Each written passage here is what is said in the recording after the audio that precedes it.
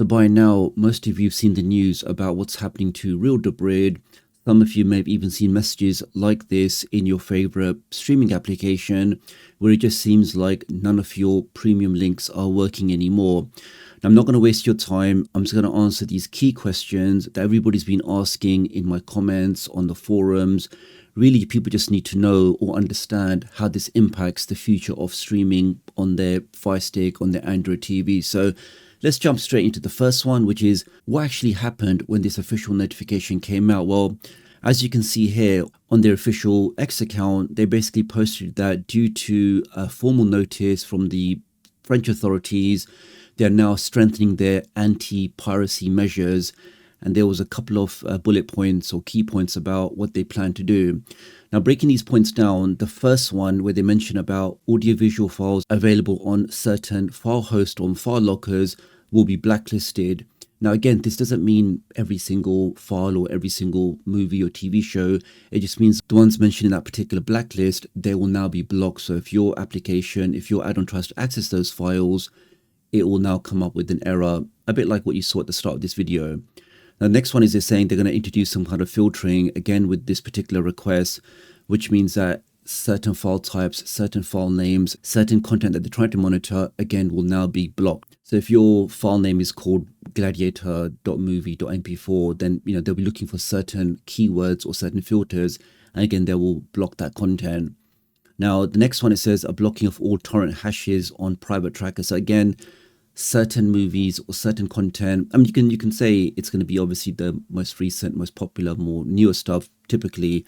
So again, those certain torrents, those certain files will now be blocked. Now, the next 2 or 3 are really the key ones on how it impacts our streaming applications and our third-party add-ons.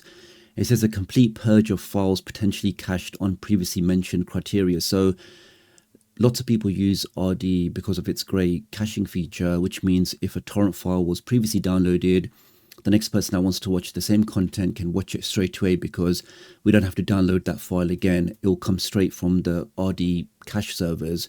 So what they're saying now is they're going to purge that cache. So slowly over the next couple of days, couple of weeks, most of those cached files will now be purged. It doesn't mean that those original files where they are hosted are going to be deleted. It just means that the cache that RD have, that Real Debrid have, that cache will be removed. Now, the next one, which is the deactivation of the API endpoint instant availability, that really is talking about the cache where certain applications, certain add-ons were able to leverage that cache and give you very quick results that you can then start watching straight away because, again, it's coming from that cache. And because that API endpoint is going to be deactivated, we won't be able to leverage that cache in the traditional method that we were using before.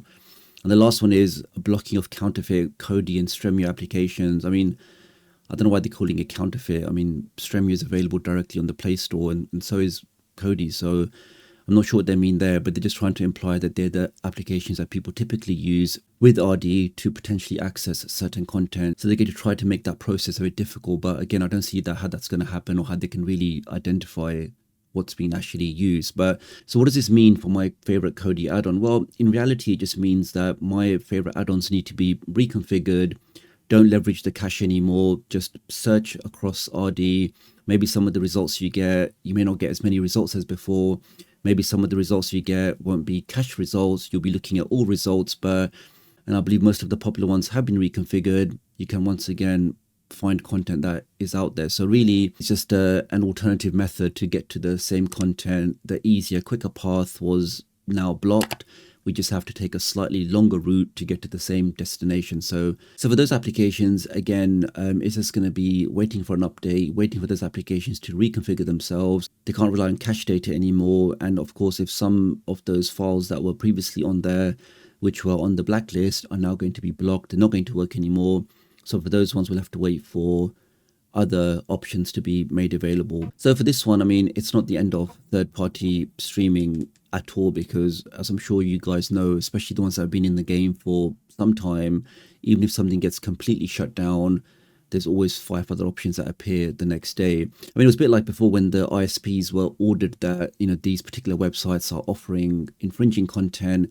Make sure you block these websites from being available to your users. That came out. Lots of websites were blocked, but very easily people discovered that if they use a VPN, they can get around the blocks and access these websites. So I don't think there's any real chance of third-party streaming ever going away. Next up, what about alternatives like Debrid or other Debrid services? I mean, I know with the Debrid one, they're also hosted in France. So if the French authorities are clamping down on RD, then they may start sending similar notifications to Debrid. But Premier UMIs, I believe, is headquartered in Malaysia. But again, it's always worthwhile double checking this stuff. I do recommend that if you're going to be taking up a new subscription for any of these other alternatives, don't take anything more than, a couple of months max, in case something else potentially gets hit. Especially now during this more sensitive time, I wouldn't go for more than a month or so subscription if you are going to be looking elsewhere.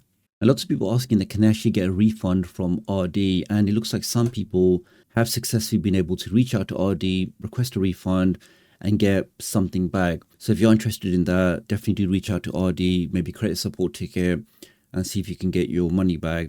I'll be interested to know from you guys, for the ones that do use RD, how much time you had left on your subscription. Do leave me that comment below. Lots of you are asking, why did this happen now? And I think one of the big reasons is the fact that the application Stremio, which is available directly on the Google Play Store, has had more than 10 million downloads. This apparently on TikTok has been blowing up recently, where people have been sharing that they use this application with the combination of a Debrid service to access lots of content. And I think because the process has been made super easy, I think when it goes mainstream or it becomes super easy that anybody can just press a couple of buttons and start accessing this kind of content, I think that's when the heat and the pressure comes from the authorities, and they try their best to, do something. A bit like the old days with Mobdro, that application was just super easy to install, one click, and you can now watch lots of content, live content, 24/7 content, because that was just super easy.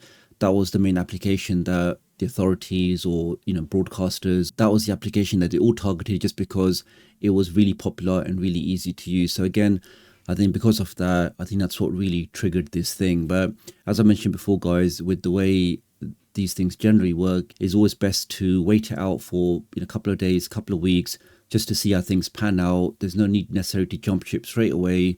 See if there is a workaround. Don't just believe the news, and see if your favorite application or favorite add-on has now been slightly modified to work with these new conditions. The only thing I would suggest in all situations, particularly for streaming this kind of content, I would always advise using a VPN. Right now, there's a super special offer for Black Friday where you can get a super fast VPN. And when I say fast, I mean really fast. So you can just see in the speed test here, I'm easily pushing over 500 meg downstream whilst connected to a VPN, where they're offering access to over 3,200 servers in over 100 countries. So wherever you need to get your virtual IP address from, wherever you need to unlock your content from, having servers in over 100 countries means you can do that without any issue whatsoever. And to get all of that with a guaranteed 30-day money-back guarantee for $1.99 a month, so cheaper than a cup of coffee, which will then give you that total protection for unlimited devices.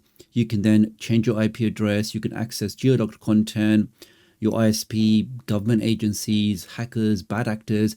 Nobody can monitor what you're doing. To get that total peace of mind with 4 months extra free, I do think this special offer is definitely worthwhile checking out. Using my link does help support the channel, so many thanks for doing that. Do have a look in the video description and pinned comment if you want to take up this special offer. So really appreciate your support. Do like and share this video, and I'll hopefully catch up with you guys real soon. Thanks.